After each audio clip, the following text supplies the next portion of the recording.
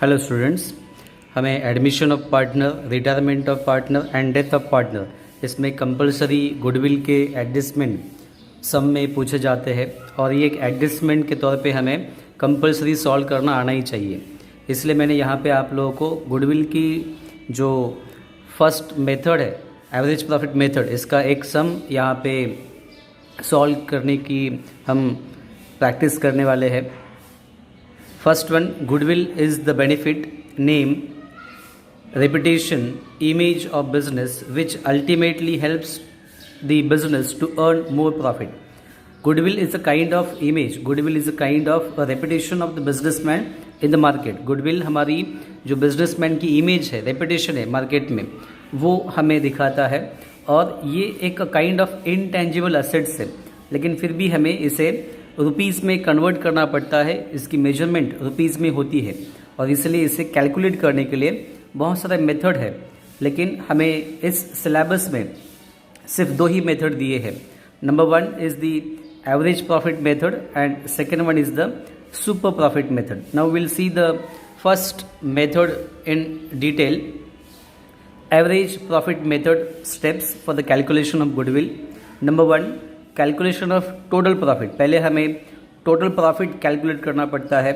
For example, if अगर हमें 3 से 4 साल का प्रॉफिट दिया गया है तो उसे ऐड करना पड़ता है और फिर उसे टोटल प्रॉफिट कहा जाता है।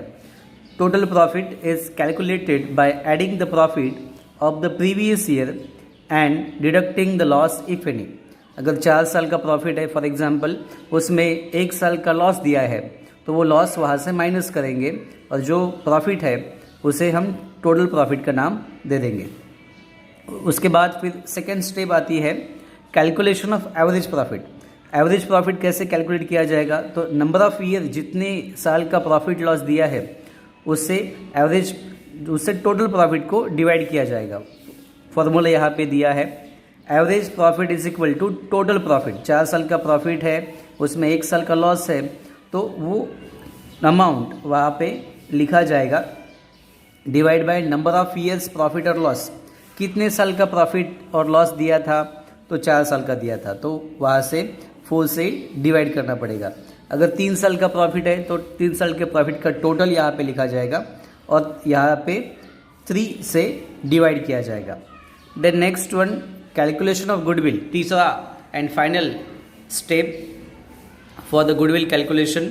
Goodwill is equal to average profit into number of year purchase. Number of year purchase हमें उस सम में, उस प्रॉब्लम में, उस एडजस्टमेंट में दिया रहता है। एवरेज प्रॉफिट से उससे मल्टीप्लाई करेंगे तो हमें गुडविल का अमाउंट मिल जाएगा। अभी हम एक क्वेश्चन मैंने यहाँ पे लिखा हुआ है, उसे सॉल्व करते हैं तो आप लोगों को एग्जैक्टली अच्छे से समझ में आ जाएगा।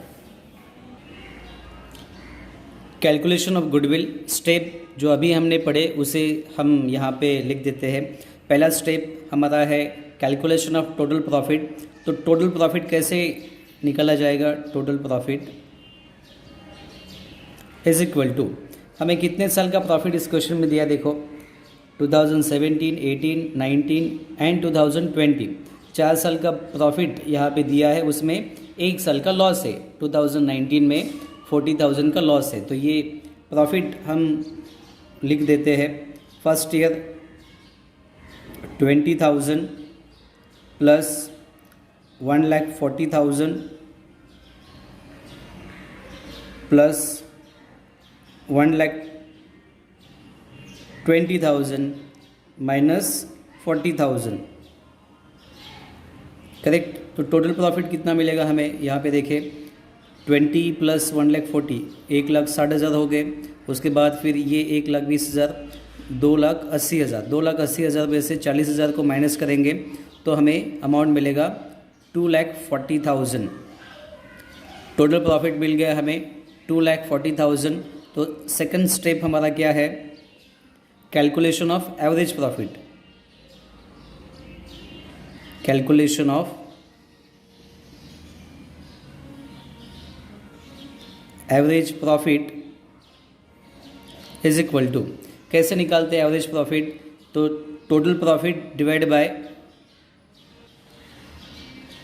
Total profit divide by number of years, therefore total profit हमारा कितना है 2,40,000 divide by number of years, कितने साल का प्रॉफिट दिया था हमें 1 2 3 4, 4 साल का प्रॉफिट, उसमें 3 साल प्रॉफिट 1 साल लॉस। 4 इज इक्वल टू 4 1 ज़ा 4, 4 5 ज़ा 4 6 ज़ा 24, 0 0 0 1 2 3 4, 4 0, इट मीन्स 60,000, राइट। 60,000 टोटल हमें यहाँ पे एवरेज प्रॉफिट मिला, इसलिए यहाँ पे हम लिखेंगे average profit is equal to 60,000।